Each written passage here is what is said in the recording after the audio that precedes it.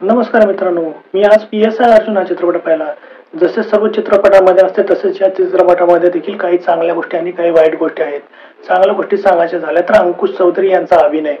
जे अंकुश चौधरी यांचे आधीपासून फॅन आहेत त्या लोकांना हा चित्रपट नक्कीच आवडेल. दुसरी चांगली गोष्ट म्हणजे कथा, जी बऱ्यापैकी सस्पेन्सफुल आहे. मी बऱ्यापैकी म्हणेल कारण बऱ्याच ठिकाणी आपल्याला असं देखील वाटत राहते की कथा यापेक्षा जरा चांगली एंगेजिंग बनवता आली असती. कथा बऱ्यापैकी सस्पेन्सफुल असली तरी उत्तरार्धात ती जरा भरकटल्यासारखी वाटते. परंतु मी म्हणेल की हा चित्रपट जरा तरी वेगळ्या विषयाला आपल्या समोर मांडतो आणि वेगळ्या पद्धतीने मांडतो. चित्रपटाच्या शेवटीला कथेमध्ये एक ट्विस्ट देखील आहे आणि प्रेक्षकांना तो ट्विस्ट नक्कीच आवडेल. चित्रपटाची कथा तशी साधीच आहे. इन्स्पेक्टर अर्जुन हे साताऱ्यातील एका छोट्याशा गावामध्ये पी-एस-आय म्हणून कार्यरत असतात. त्या गावात चोऱ्या माऱ्या आणि आत्महत्यांचे सत्र चालू असते. पी-एस-आय अर्जुन हा शॉर्ट टेम्पर्ड असतो.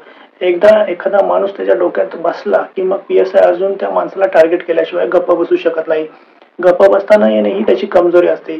अर्जुनचे सिनियर त्याला सर्व गोष्टी शांत डोक्याने हँडल करण्याचा नेहमी सल्ला देत असतात. परंतु पी-एस-आय अर्जुनचा डोक्याचा पारा एकदा चढला की मग त्याला स्वतःला कंट्रोल करणे खूपच अवघड होऊन जाते. गावात आत्महत्या आणि चोऱ्या यांचे सत्र चालूच असते.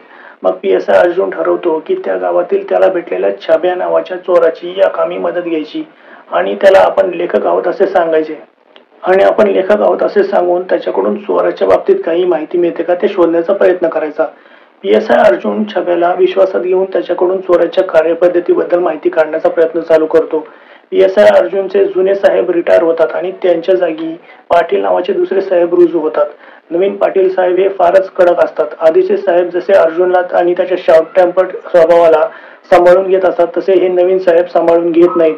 गावातील वाळू उपसा करणारा मगरूर कॉन्ट्रॅक्टर आणि पी-एस-आय अर्जुन यांच्यामध्ये भांडण होते तेव्हा पाटील साहेब अर्जुनवरच भडकतात. गावातील चोऱ्यांचे सत्र काही केल्यास संपत नसल्यामुळे नवीन रुजू झालेल्या पाटील साहेबांवर सस्पेन्शनची टांगती तलवार असते.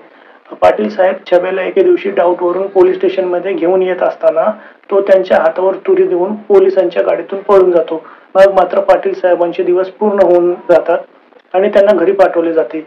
परंतु पाटील साहेबांना पी-एस-आय अर्जुनवरच डाऊट येऊ लागतो. त्यांना वाटू लागते की छब्याच्या पळून जाण्यामध्ये अर्जुनचा हात आहे. ते अर्जुनच्या मागे हात धुवून लागतात. ते अर्जुनवर पाळत ठेवू लागतात. इकडे अर्जुनला देखील याची चाहूल लागते की आपल्यावर कोणीतरी पाळत ठेवून आहे. चोऱ्या कोण करते आहे या शोधापासून चालू झालेला हा प्रवास पुढे आत्महत्या का होत आहेत या शोधापर्यंत येऊन पोहोचतो. पी-एस-आय अर्जुनला समजून चुकते की आपल्या गावात आणि आजूबाजूच्या गावांमध्ये होणाऱ्या आत्महत्यांमध्ये एक पॅटर्न आहे. या आत्महत्या महिन्यातील एका स्पेसिफिक दिवशीच होत असतात.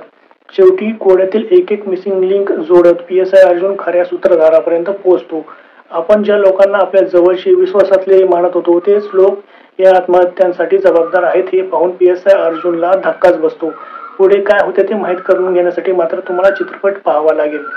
चित्रपटाची सगळी स्टोरी सांगून मी तुमची चित्रपट पाहण्याची मजा कमी करू शकत नाही. चित्रपटाचे बीजीएम ओके होते. विनाकारणचा लाऊडनेस नव्हता. बीजीएम जितके असायला पाहिजे होते पिक्चरमध्ये तितकेच होते. चित्रपटामध्ये एक देखील गाणे नाही हा या चित्रपटाचा एक प्लस पॉइंटच आहे.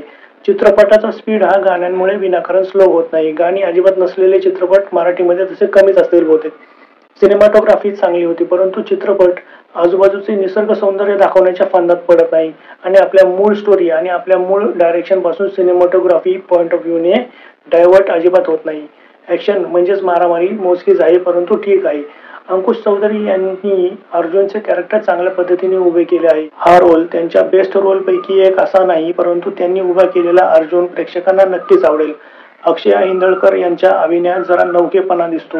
बऱ्याच ठिकाणी त्या जास्त चांगल्या पद्धतीने ऍक्ट करू शकत होत्या परंतु त्या कधी कधी काही सीन्समध्ये जरा गोंधळलेल्या वाटतात. त्यांच्या गुड लुक्समुळे त्यांना पुढे देखील अभिनयाच्या संधी मिळतील परंतु त्यांना त्यांच्या नेक्स्ट प्रोजेक्टमध्ये आपली अभिनयाची छाप पाडण्याशिवाय पर्याय नाही.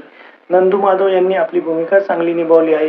किशोर कदम यांनी छब्या उत्तम पद्धतीने उभा केले आहे आणि त्यांचे कॅरेक्टर जोक्स आणि पंचलाईन देखील उत्तम पद्धतीने मारते.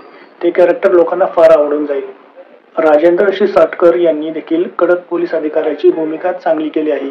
इतर कलाकारांचा अभिनय देखील चांगला वाटला. चित्रपटातील गाण्यांचा अभाव ही गोष्ट मला फार आवडली कारण त्यामुळे चित्रपट जरा वेगवान झाला आहे.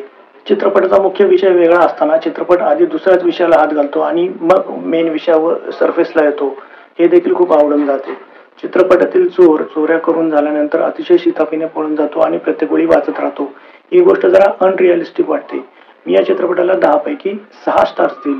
खरं तर 5 स्टार दिले पाहिजे होते, परंतु गाणी वगैरे नाहीत, त्यामुळे चित्रपटाचा पेस चांगला होता, त्यामुळे 6 स्टार देऊ. चित्रपट बघावा की नाही असा प्रश्न तुम्ही मला विचारला, तर मी म्हणेल की जे अंकुश चौधरी यांचे फॅन्स आहेत त्यांनी जरूर पाहावा. बाकी जास्त अपेक्षा ठेवून देखील चालणार नाही. मर्यादित अपेक्षा ठेवणाऱ्यांना चित्रपट चांगला वाटेल. आता वेळ झाली हा व्हिडिओ संपवण्याची, परंतु तत्पूर्वी आपली नेहमीची विनंती. व्हिडिओ आवडला असेल तर एक लाईक आणि एक शेअर अवश्य द्या आणि असेच व्हिडिओ पाहत राहण्यासाठी चॅनलला सबस्क्राईब करून ठेवा. पुन्हा जरूर भेटूया अशाच एका नवीन व्हिडिओमध्ये. तोपर्यंत tata, goodbye, take care.